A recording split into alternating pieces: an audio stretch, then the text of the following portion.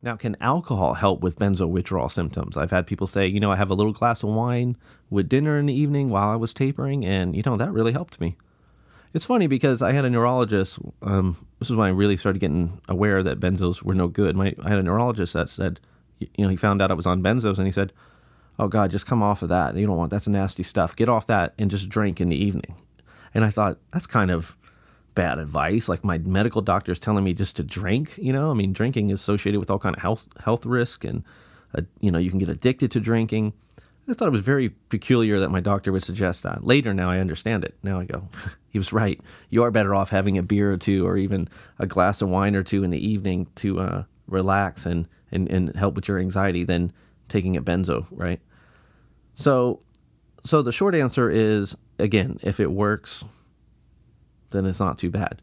The problem is alcohol is basically a liquid benzo. It affects us very similar parts of the brain in a very similar way. In fact, the withdrawal from alcohol is very similar to benzo, no shock. So it's kind of like playing with fire, Generally speaking, for most people, I would say avoid alcohol, even in small dosages. Now, on the other hand, especially as you're coming off your drug, maybe you're at the last green mile where things really start to ease up, maybe then if you had a little light beer or some wine with dinner, spread out over time, not every night, not so much, within reason, and you're getting relief and it's not really causing you any problems the next day, well then, hey, not a bad thing. Again, the risk is, like with marijuana use, is you're suffering so much, you're going to be looking for something to self-medicate with and something to use to escape. And you don't want to make alcohol that thing. It won't work like you think it will. It will only make symptoms worse, your withdrawal worse. You'll start leaning on the alcohol and become completely addicted to that while you're trying to taper off the benzo.